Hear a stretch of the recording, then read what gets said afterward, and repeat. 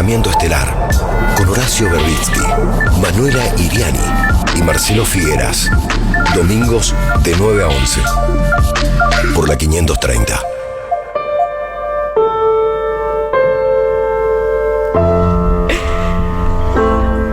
La gente se preguntará de qué se están riendo acá, pero no lo vamos a confesar, por lo menos de momento, hasta que no haya otro tipo de alicientes. Muy buenos días para todas, para todos. Bienvenidas, bienvenidos a una nueva emisión del Cohete a la Luna Radio. Buen día, Horacio Verbitsky. Buen día. Buen día, Manuela Iriani. Buenos días. En su regreso triunfal. Luché y volví. Me parece maravillosamente bien. Qué rara que está la cosa, ¿no?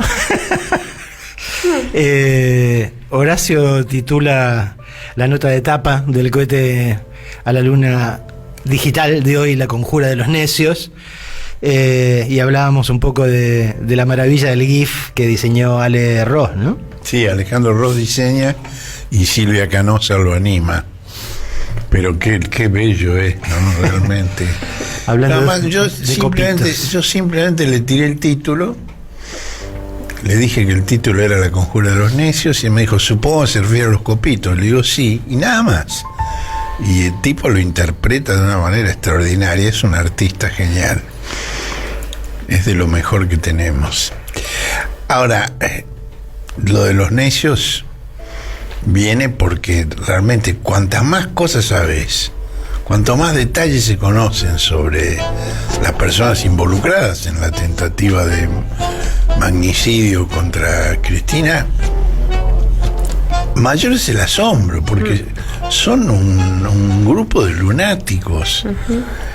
Sus medios son totalmente precarios, carecen absolutamente de profesionalismo para ejecutar el crimen que los obsesionaba. Y las explicaciones que dan, tanto ante la justicia como ante los periodistas, son inverosímiles. Ahora, eso no quiere decir que se deba descartar o que se pueda descartar que existe una conexión con estructuras poderosas y con personas formales y legales. Descartar eso realmente solo puede hacerse si uno intenta minimizar la gravedad del hecho y sobre todo seguir con la demonización de Cristina como causa y razón de todos los males que padece el país. Y yo me acordé con esta historia de un libro muy importante que tiene más de medio siglo, que se llama El mito de los sabios de Sion, que escribió un psicopatólogo inglés que se llama Norman Cohn, que hizo una investigación histórica muy profunda donde demostró cómo, dónde, cuándo y quiénes inventaron el fantástico plan que se atribuye a los judíos con la intención de dominar el mundo. Y en el prólogo del libro, el autor escribió que tal vez sea difícil admitir que se pueda dedicar un estudio científico y todo el tiempo y las energías que implica a una ridícula fantasía como los protocolos o a oscuras figuras, y ahí enumera a quienes investiga: Hermann Gesche, novelista de pacotilla; Osman Bey, estafador de poca monta; Sergei Nilus, pseudo místico medio loco. Qué parecido a esto que estamos viendo hoy acá, ¿no? Y dice, sin embargo, es erróneo suponer que los únicos escritores que cuentan son aquellos a los que los ilustrados pueden tomar en serio en sus momentos más lúcidos. Y dice una cosa que me parece muy pertinente: hay un mundo subterráneo en el que los ladrones y los fanáticos semianalfabetos agitan fantasías patológicas disfrazadas de ideas. En ciertas épocas ese submundo emerge de las profundidades y súbitamente fascina, captura y domina a multitudes habitualmente cuerdas irresponsables que a partir de ese instante se despiden de la cordura y de la responsabilidad. Y ocasionalmente ocurre que este submundo se convierte en una potencia política y modifica el curso de la historia. Parece que está hablando de los 7 locos y los lanzallamas, ¿no? Y sí. Total. Y sí. Bueno, es la misma época, sí. Digo. Y sí. En realidad, el mito del protocolo es anterior, porque el invento fue en Rusia a fines del siglo XIX, pero después fue tomado como el libro de cabecera por el nazismo, en la misma época en que Arte escribía Los 7 locos, ¿no? Ahora, en la Argentina ese submundo emergió varias veces e incluso llegó al gobierno con José López Rega. Y llegó a los altos mandos del ejército y de la Fuerza Aérea con generales como Camps, Suárez Mason, Vilas, Mujica, Paladino o el brigadier Capellini.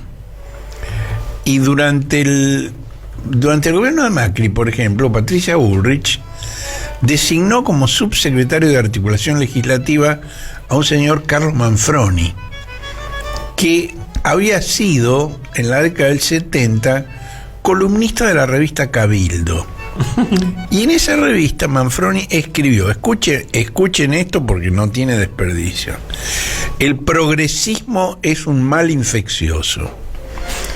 El materialista pueblo judío instruye a los hijos de Sión para conquistar el poder.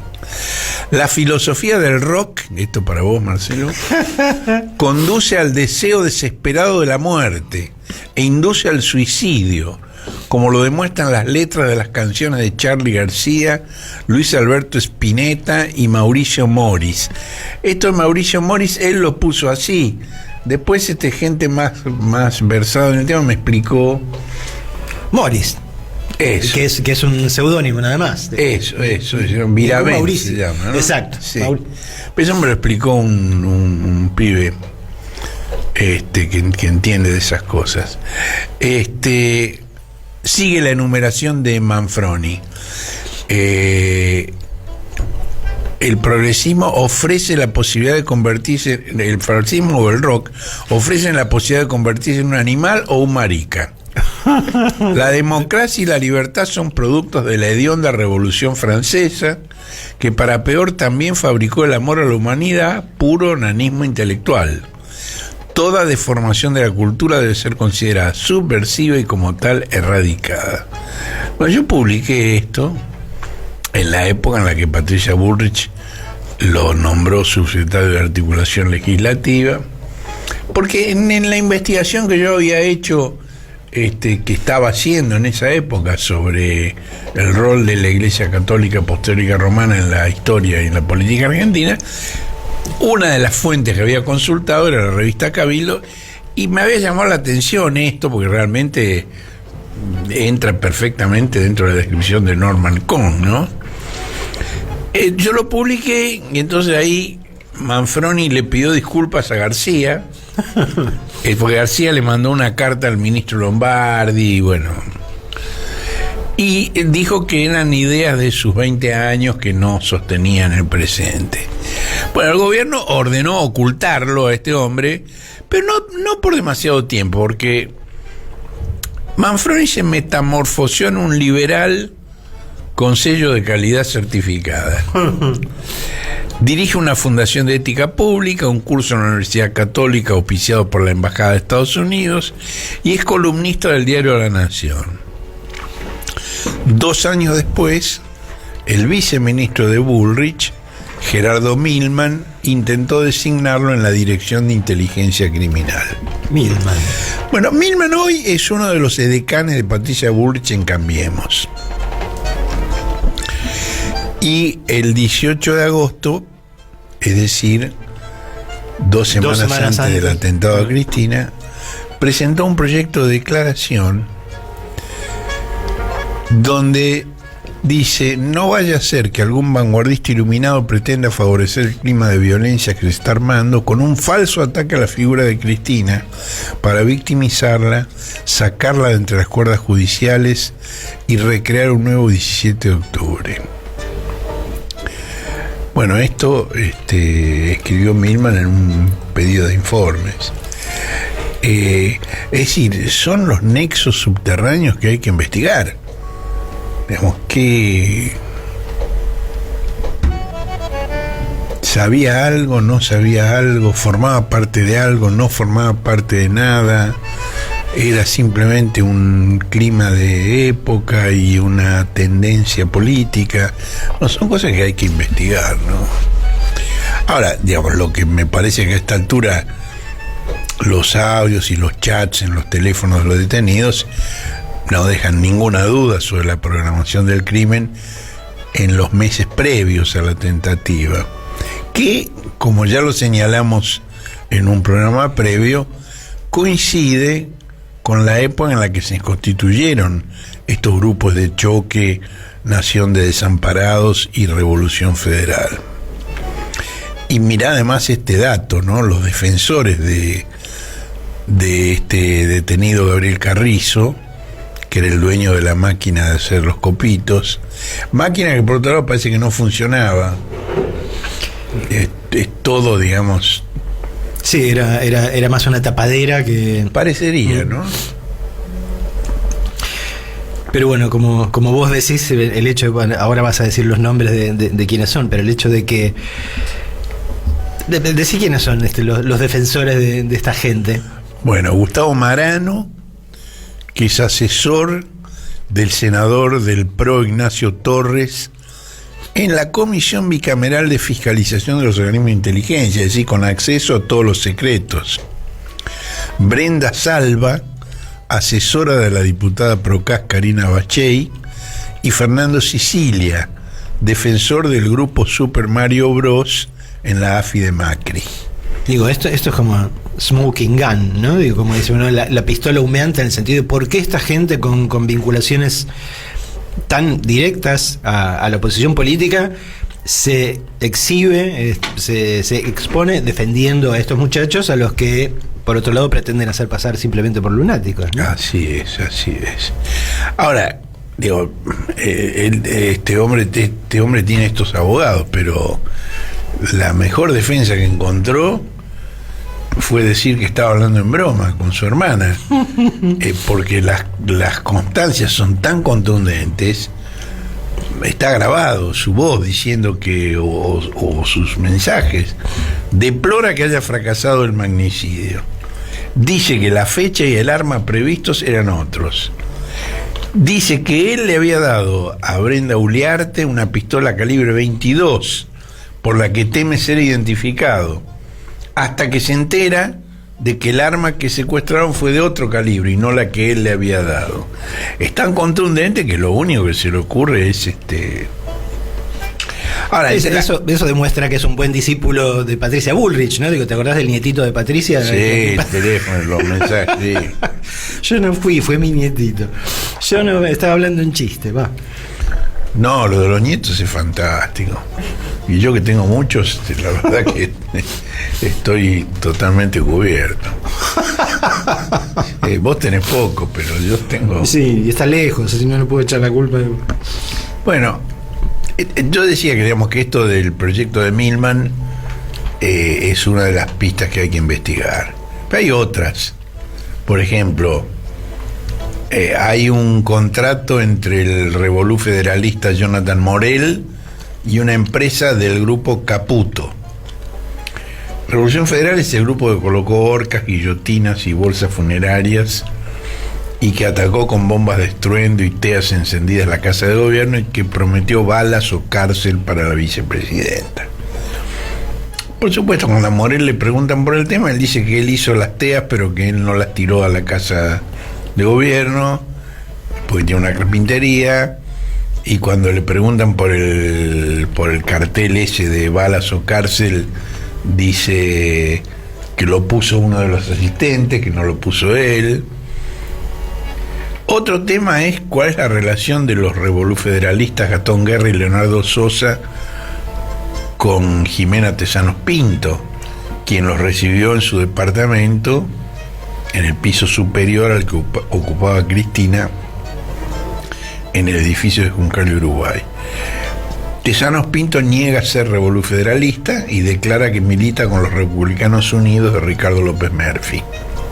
Son puntas que me parece que hay que seguir, hay que estar atento a ellas, ¿no? La relación, digamos, de los revolufederalistas con Caputo fue mencionada por primera vez en la revista Anfibia por el periodista Nicolás Weintraub. La nota se titula "Que tengan miedo de ser kirchneristas". Y ahí escribió, voy a leer textualmente lo que escribió Nicolás Weintraub en la revista Anfibia. La mañana del 14 de septiembre, Jonathan dirá en una entrevista telefónica con este cronista: uno de mis clientes es el Grupo Caputo. La empresa de Nicolás Caputo, hermano del alma de Mauricio Macri. Yo creo que Macri había dicho hermano de la vida, no del alma, pero no importa. Hermano era. Lo habría contactado en marzo a través de una decoradora para encargarle muebles para un edificio en Neuquén. Y Morel dice: hice 2 facturas, una por $1.000.000 y otra por 760.000. Y además también dirá que su carpintería nunca había tenido un cliente tan grande. Y concluye esta parte Nicolás Weintraub. El entorno del empresario Nicolás Caputo negó la información. El vínculo podría ser con una firma de los hermanos de Luis Caputo, ex ministro de Finanzas de Macri y primo de Nicolás. Bueno, es un tema realmente digno de ser investigado. Morel asume en esa y en otras entrevistas una actitud calma y reflexiva, incompatible con la furiosa y virulenta que surge de los audios en la plataforma Twitter Space, donde el propio pirómano Morel era el administrador. Cuando se produjo el atentado, inmediatamente Weintraub, que había realizado la nota antes, llamó a Morel. Y cuenta Weintraub que la primera reacción de Morel fue lamentar que el asesino hubiera fallado. Eso se lo dijo Weintraub esta semana a Reinaldo Sietecase en la radio Con Voz. Otra entrevista que le hicieron los periodistas Gabriel Sued y Noé Barral Grijera, le preguntaron qué equipamiento le había contratado Caputo y se enredó y no decía, y le reiteraron la pregunta y dijo, bueno, mobiliario, pero ¿cuál mobiliario? Y se enredó y no... equipamiento para departamentos, pero no decía qué. Bueno, además hay un perfil de Morel en las redes antisociales que tiene una consigna que es bala a los kirchneristas. El día anterior al atentado hubo un soldado voluntario del ejército, Franco Castelli, que pasó con su móvil por la puerta de la casa de Cristina y agredió a los militantes que estaban esperando allí frente al departamento. Trató de pegarles o les pegó con una llave inglesa. Bueno, este soldado voluntario del ejército fue separado, por supuesto, dialoga con Morel en este space y le cuenta que en Santa Cruz, de donde él es, suele cruzarse con Máximo Kirchner. Y Morel le hace una pregunta muy simple: ¿cómo no lo mataste? Bueno, hay un chat del sábado 27 de agosto, que es el Día de las Vallas, titulado Amor en Recoleta. Charlie, vamos a escuchar, pongamos todos seguidos estos audios. Sí, vivimos una tiranía, vivimos en un lugar donde ellos pueden hacer lo que quieren y nosotros no. O sea, yo no pago los impuestos y me amenaza Arba. Entonces, basta, dejémonos de joder, no se puede vivir más así. No puede ser que nos tengamos que ir todos los ciudadanos de bien, loco. Esto se tiene que terminar. Entonces, si no quieren que la gente se organice y demos respuesta a nosotros como ciudadanos, hagan algo ustedes, muchachos, porque va a ser poco que le tienen agua. Cuando el pueblo de Tibios se organice, van a tener muertos de verdad, no van a tener uno, porque nos van a meter la mano en el orto hasta donde nosotros nos gusta. Entonces, creo que tenemos que decir ya un basta rotundo, pero de verdad basta de todo esto. Que la gente, por favor, vecino de Recoleta, por favor, una vieja de 80 años, que no le va a pasar nada, ponga a calentar una olla, señor, haga patria. Por favor, pelalo como un chancho. La derecha. Que hay que matarlo, por favor.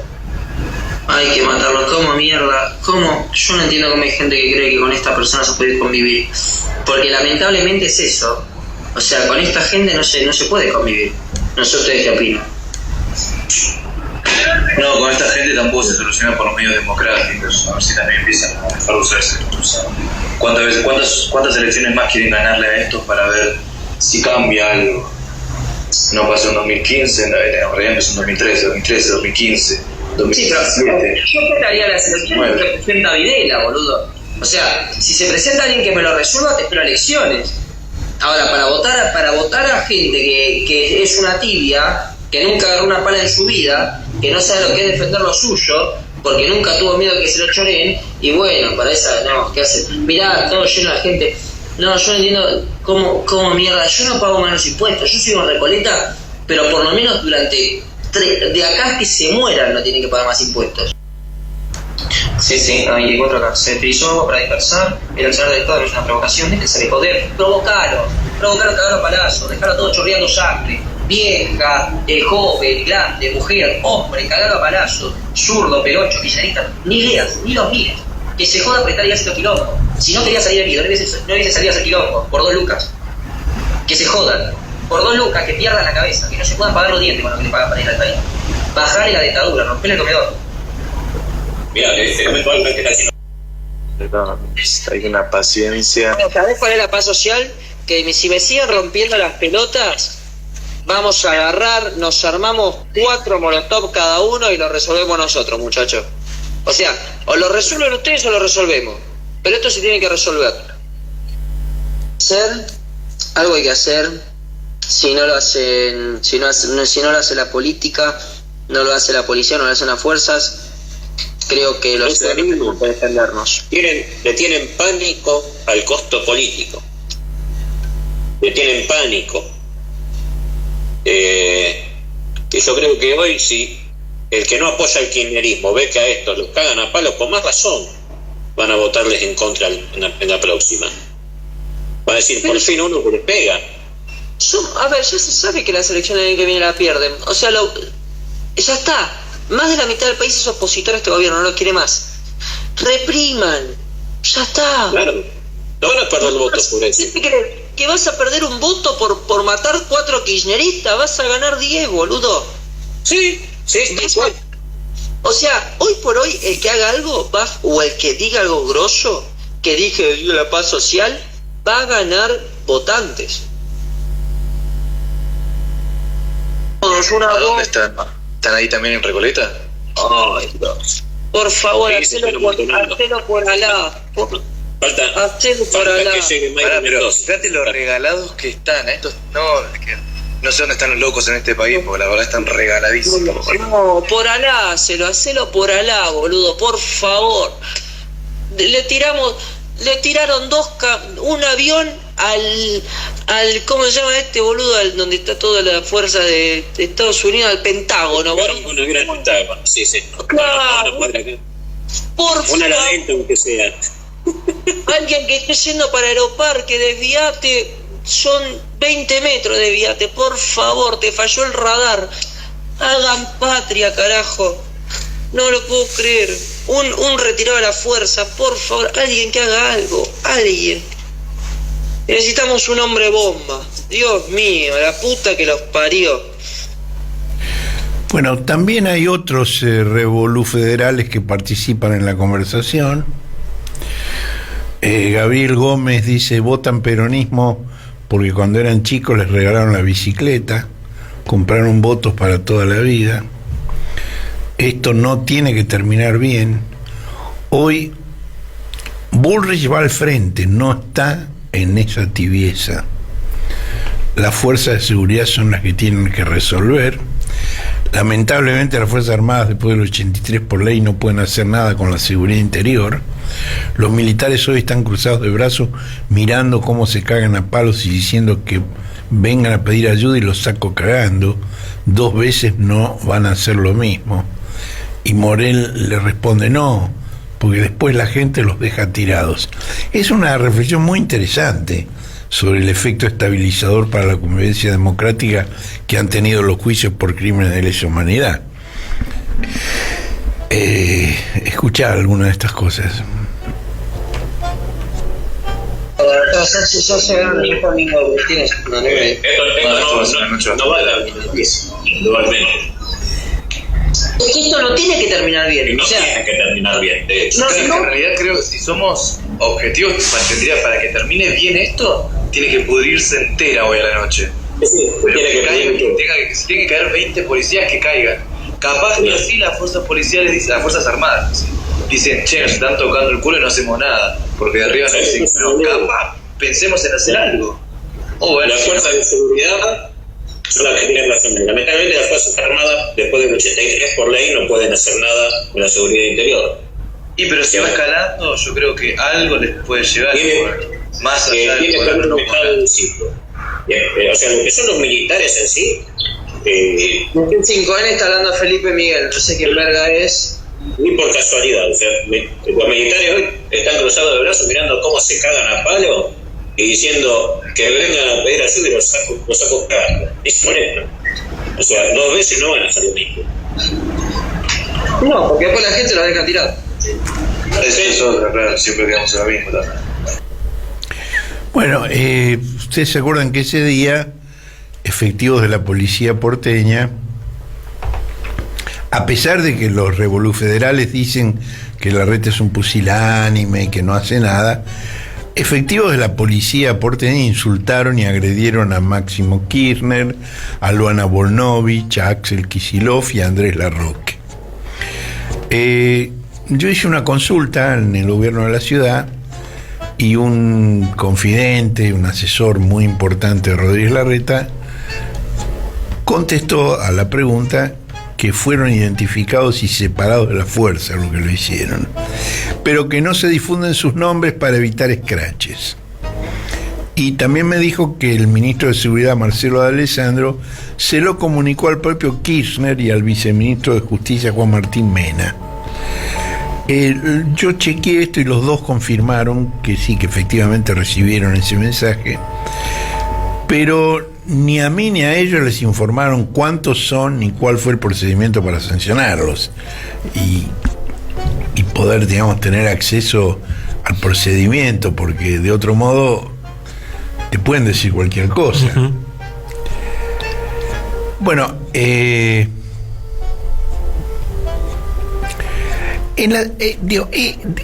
estos audios son tan claros, tan directos, de amenazas, de muerte, de bala, de agua hirviendo, de fuego, de metralla, de aviones.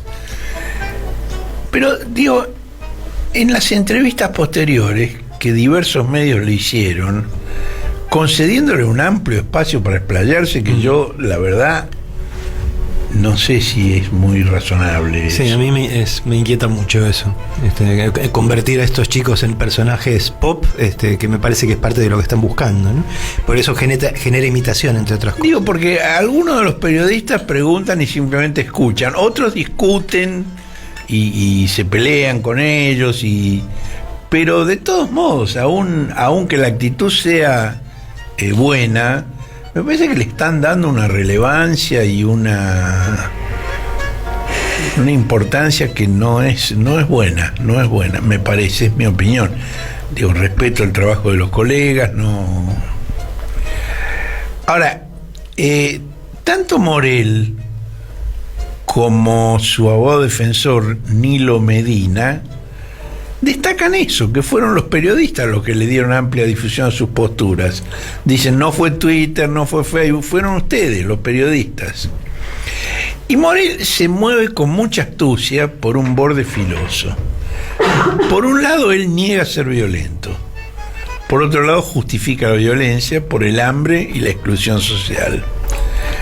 En un audio lamenta no tener una bazuca para voltear el helicóptero del presidente Fernández. Pero en las entrevistas dice que él no es un loco como para cometer un atentado que le cagaría la vida.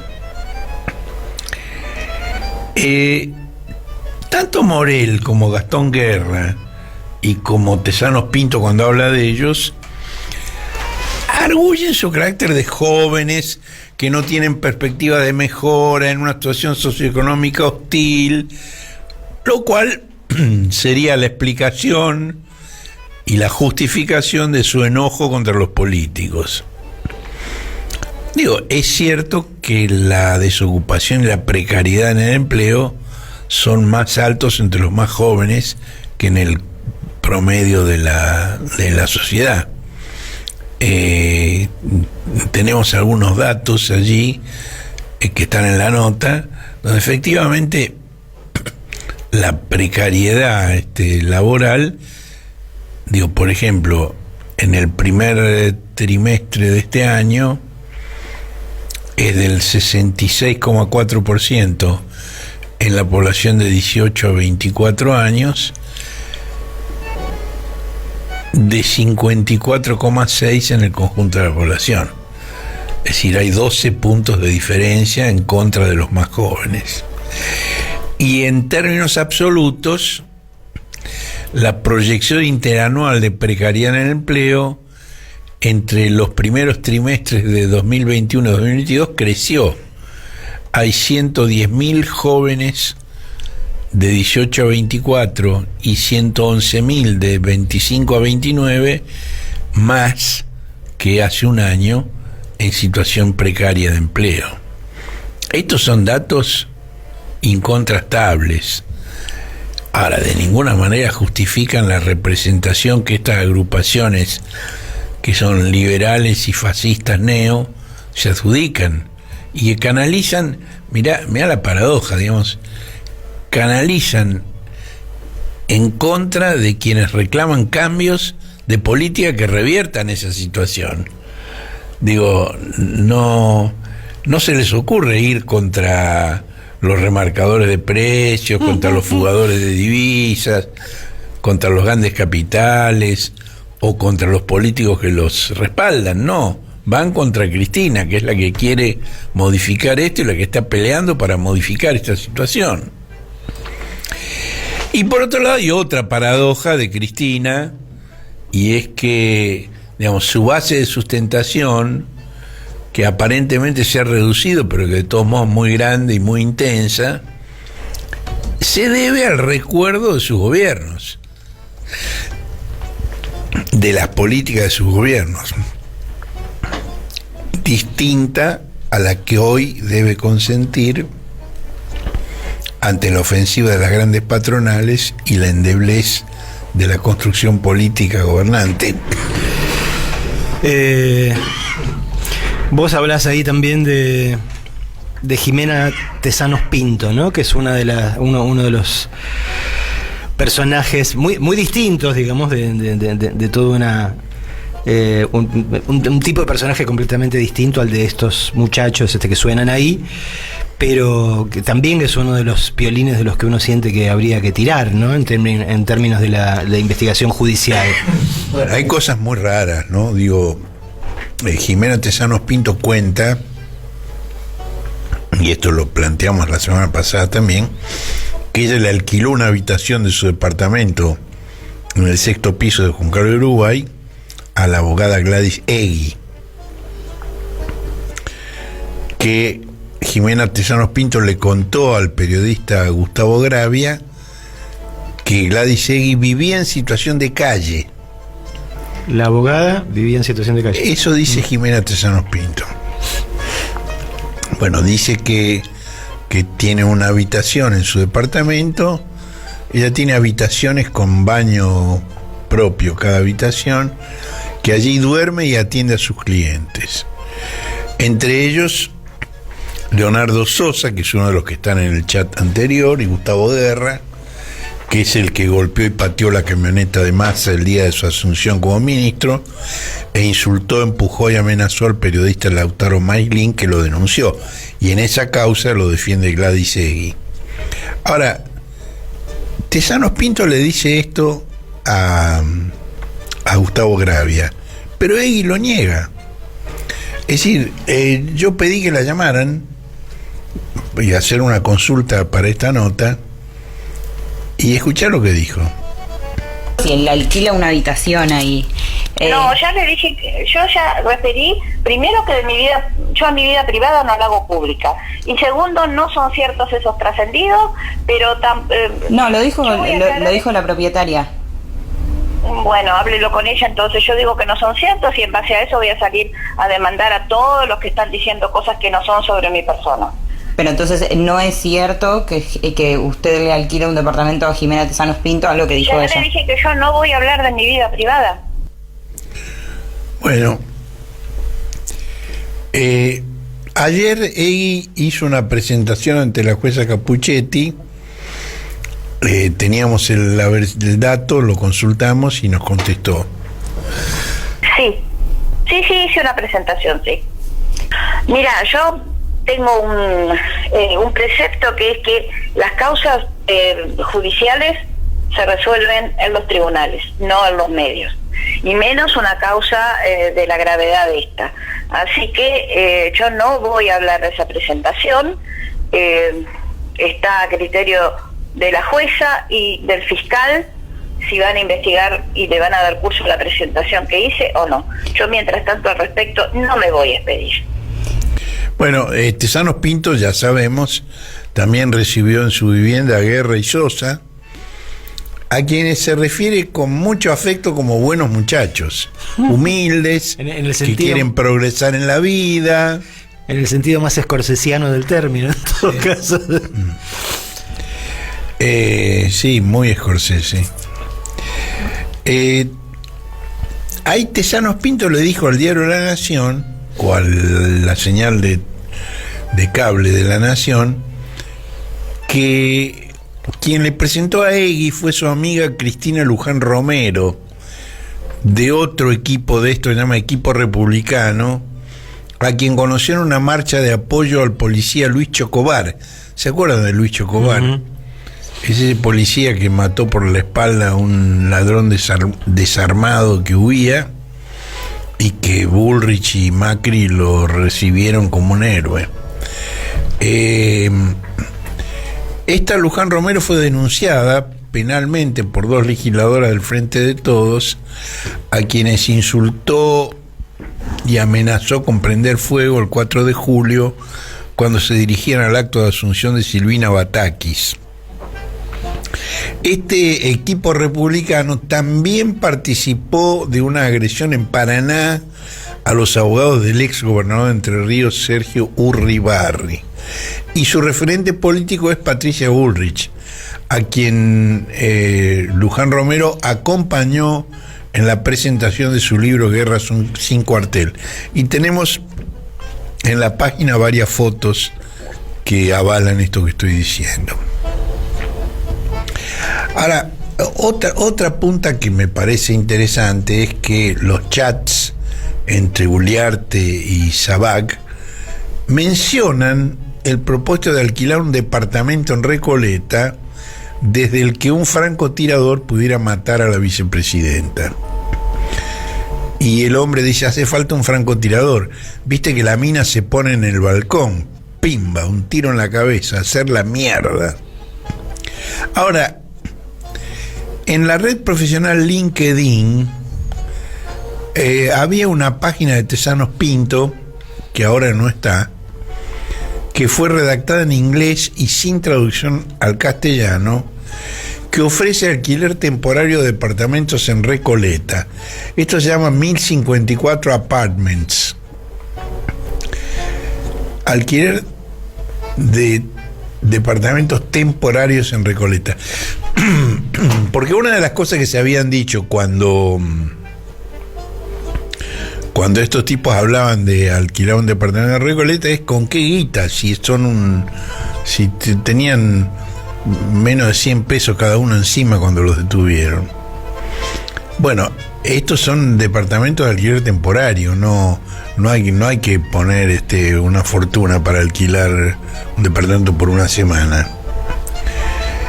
Y uno de los departamentos que estaba ofrecido en esa página era en Uruguay 1229. Uh-huh. Es decir, a pocos metros del departamento de Cristina. Después, otra punta que me parece también que requiere tirar de ese hilo, hay otro audio de un día anterior al atentado donde Sabac le dice a Uliarte que cuando Cristina se metió en el departamento la siguieron y ahí tendría que haber sido. Esto por un lado sugiere la existencia de un grupo criminal más grande. Fue la noche esa del sábado 27, el día de las vallas, cuando Cristina termina hablando en un palco montado en la puerta de la casa. Entonces, la existencia de un grupo más grande, pero hay una pregunta: ¿quiénes siguieron a Cristina? Pues dice, cuando se metió la siguieron, y ahí tendría que haber sido. Bueno, esas son cosas que hay que prolijar.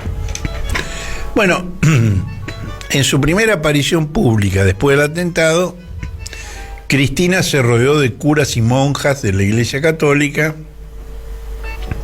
que viven y predican en barrios precarios del conurbano bonaerense. Había dos grupos allí. Un grupo era el grupo de curas católicos en Opción por los Pobres, y el otro era los curas villeros de la Escudería Bergoglio. En nombre del primer grupo habló el cura quilmeño Ignacio Blanco, y en nombre de la Escudería Bergoglio habló el padre Toto. El padre Toto, que trabaja en la Villa 2124, en realidad se llama Lorenzo de Bedia, y es hijo de quien fuera crítico de cine y director de la página editorial de La Nación, Bartolo de Bedia, a quien yo conocí desde que éramos muy jóvenes, un excelente periodista y una excelente persona. Familia muy numerosa, los de Bedia. El padre Toto tiene un hermano que es proveedor de guarradas contra Cristina, también en el diario La Nación. Es uno de los haters que escribe cosas horrendas contra Cristina. Pero tiene otro que es el fiscal que denunció que Rodríguez Simón extorsionó a Alejandra Gil Carbó para que dejara su cargo en la Procuración General, amenazándola con encarcelar a sus hijas.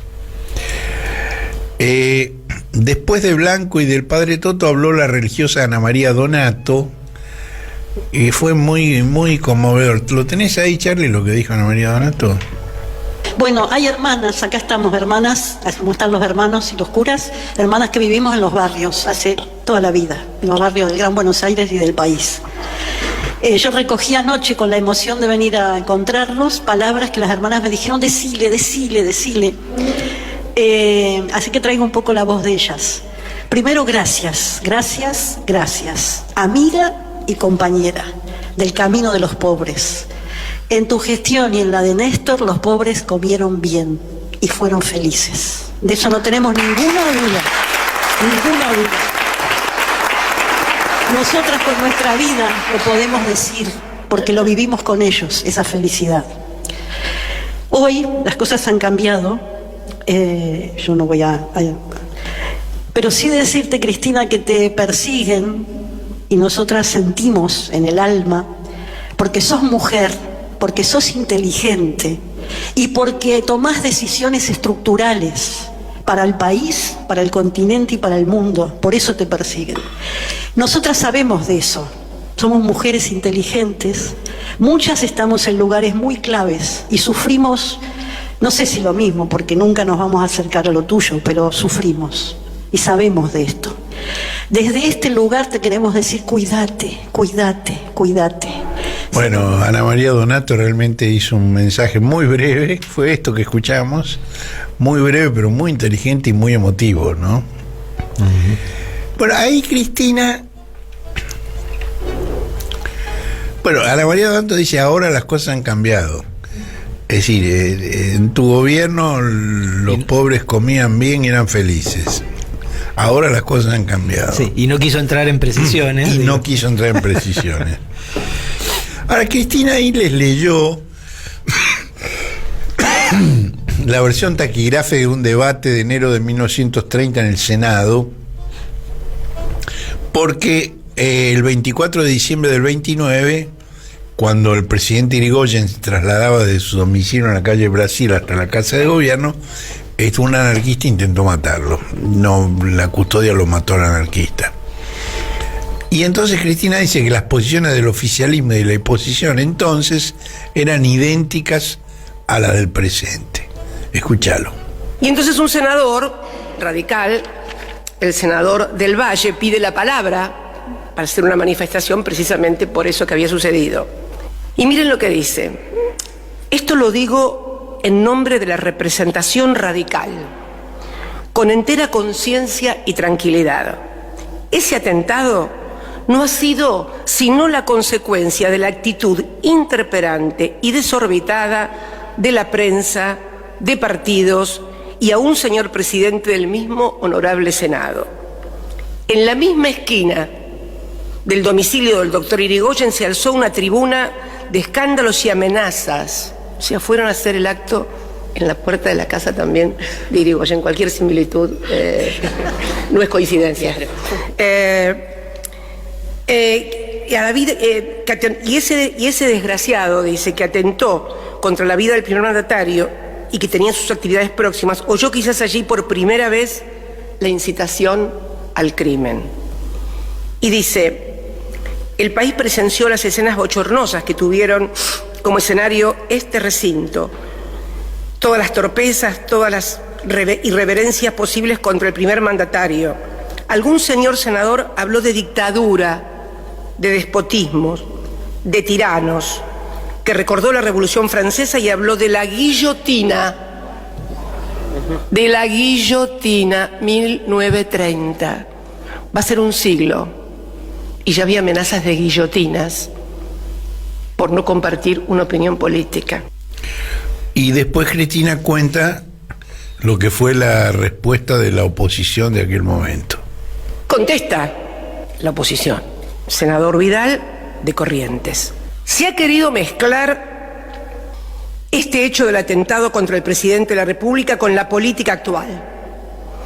Se ha querido relacionarlo con la acción benéfica de la oposición y con la justa y saludable crítica de la prensa independiente, que es una verdadera insensatez condenar, etcétera, etcétera. Bueno, esta referencia de Cristina al atentado contra Irigoyen me parece interesante porque confirma con datos muy concretos lo que Macri dijo con todas las letras hace muy poco, que el objetivo del liberalismo neo, que es fronterizo con el neofascismo, no es volver atrás hasta 1942, antes que surgiera el peronismo y sus tres banderas, sino hasta 1915, cuando aún no gobernaba el radicalismo. Es decir, borrar la política económica independiente, la justicia social y la democracia representativa de la mayoría. Y Cristina también insistió en la necesidad de diálogo entre fuerzas políticas que no piensan lo mismo. Ahora, la persona ideal para ese diálogo es Rodríguez Larreta, que realmente dentro de la oposición es el único tipo que está más o menos capacitado, que está capacitado para gobernar, que tiene formación política, formación económica, equipos, el único. Pero no se puede permitir el diálogo porque se lo comen los caranchos de la ultraderecha cambiante. Y en el radicalismo, el presidente es Gerardo Morales, que es el carcelero de Milagro Sala, el precursor de la persecución contra Cristina. Ahora, esta referencia de Cristina me parece muy, muy buena por esto. Ahora, me parece a mí que también hay que tomar cuenta de la eclosión en todo el mundo de una nueva derecha que procura tomar el poder o conservarlo por medios violentos. El 6 de enero del 21, una turba incitada por Donald Trump tomó el Congreso de los Estados Unidos para impedir que continuara el escrutinio de los votos electorales de la elección que había ganado Joe Biden. Y se proponían colgar al vicepresidente Mike Pence, al que acusaban de traidor porque seguía con el recuento de los votos. Y se proponían matar a la presidenta del bloque demócrata, Nancy Pelosi. El trumpismo de Trump tiene un ideólogo que se llama Steve Bannon, que ha tenido muchos contactos con la derecha argentina. Y no solo Argentina. En Chile, el diario pinochetista El Mercurio le hizo un reportaje, que tenemos un link para que quiera verlo en detalle, donde Bannon dijo que él está protagonizando una cruzada revolucionaria de un capitalismo popular. Dice, el mundo se verá obligado a elegir entre dos formas de populismo, de derecha o de izquierda. El centro está desapareciendo, esto es un hecho. Entonces, si vas a tener que acomodar tu filosofía de inversiones, estás pensando en capitales, ¿no?, al hecho de que hay que preocuparse de las personas comunes y corrientes, parece evidente qué camino se debe seguir. Y Bannon dice, nosotros no somos fascistas, somos antifascistas, porque buscamos deconstruir el Estado administrativo y además somos individualistas.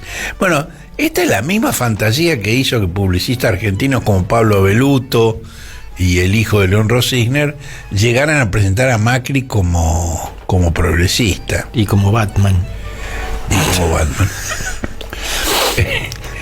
Bueno, el domingo pasado, el diario Tiempo Argentino reveló que hay una organización internacional neonazi que se llama Atomwaffen, Atom de nuclear, porque además tienen un símbolo nuclear, que tiene una rama argentina que anticipó el atentado a Cristina antes que se produjera. Y es muy impresionante cómo la ilustración de Atomwaffen es un dibujo de Cristina apuntada por un arma en la cabeza, muy parecido a la foto de lo que realmente ocurrió luego, que dice, hacé patria, matá a un político, con una cruz esvástica. Y además del emblema nuclear cuelga una horca, y de la horca cuelga Alberto Fernández. Y además cuenta Tiempo Argentino que uno de los símbolos de esta organización es el sol negro que Sabac Montiel se hizo tatuar en uno de sus brazos.